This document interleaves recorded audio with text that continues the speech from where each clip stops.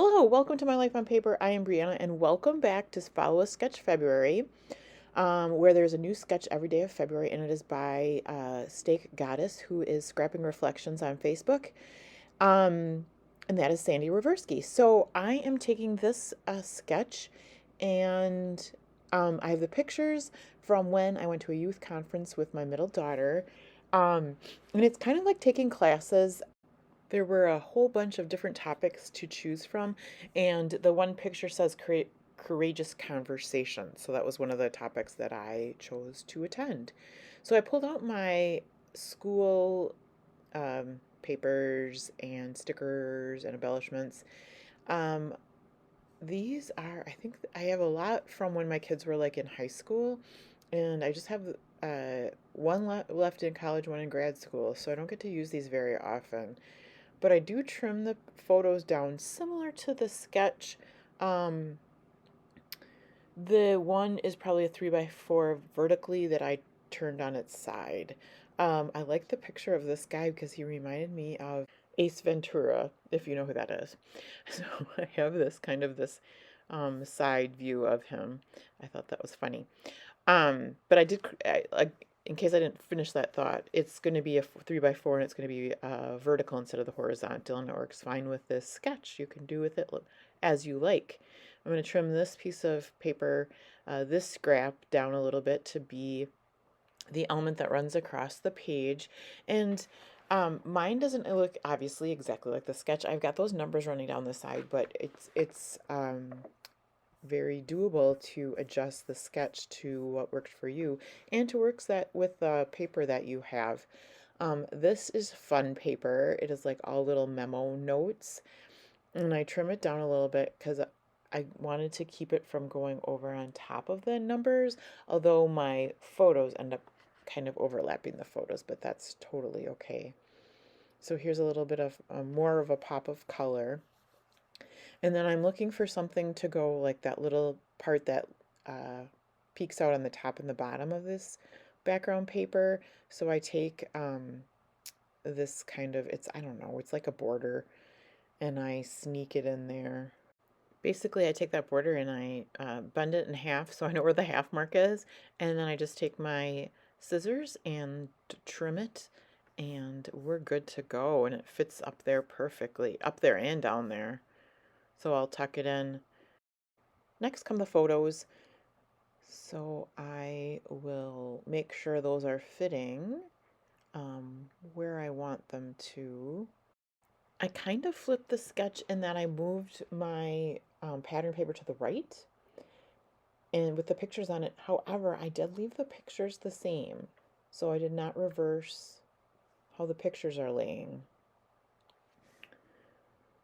So a little bit different, a little bit the same.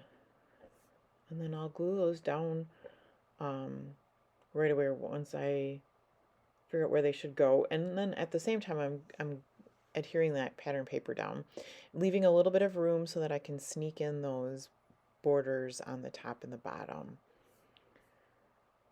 Make sure that you go down below, check out everybody that's playing along with Follow Sketch February. There is a playlist that just runs all the videos together. You can just start it at the beginning and play all the way through, and you can see everybody's takes on the different sketches. I attempted to do every day in February. I have not done so good, but I am getting there. And the ones that you haven't seen me do, I'll actually do in April. In March is 30 Days of Sketches with Christy's Beautiful Life, and I have my pictures all ready to go for that. I do not set up page kits.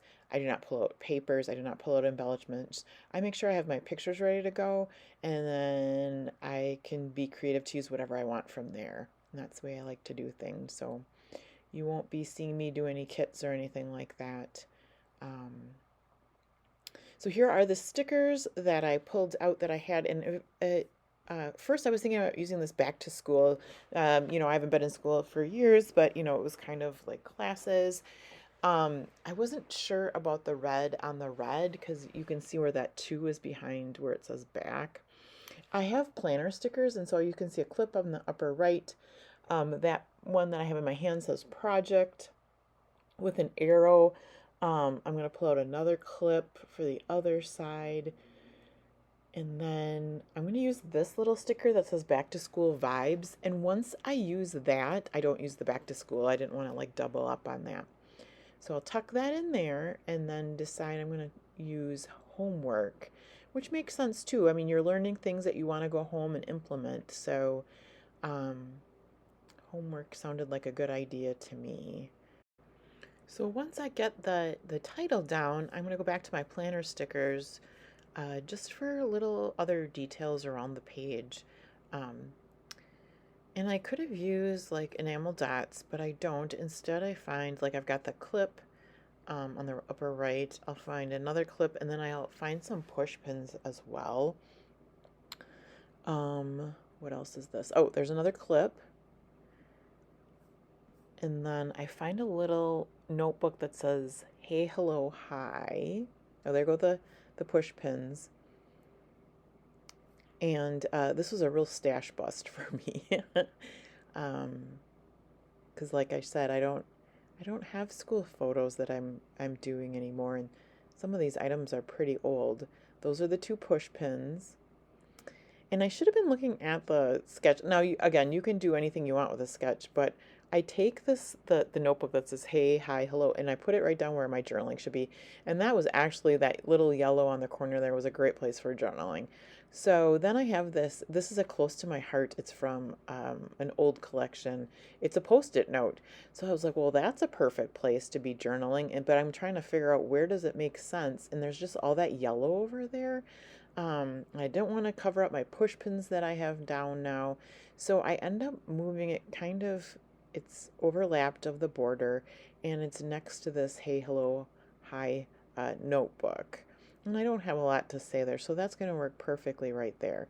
As a finishing touch, I do grab out my black, I think it's black soot, distressed oxide spray, and just splatter that around. And very random and very not sloppy, but really splottily, because it's kind of a school layout. So that makes sense, right? You're learning how to use splatters.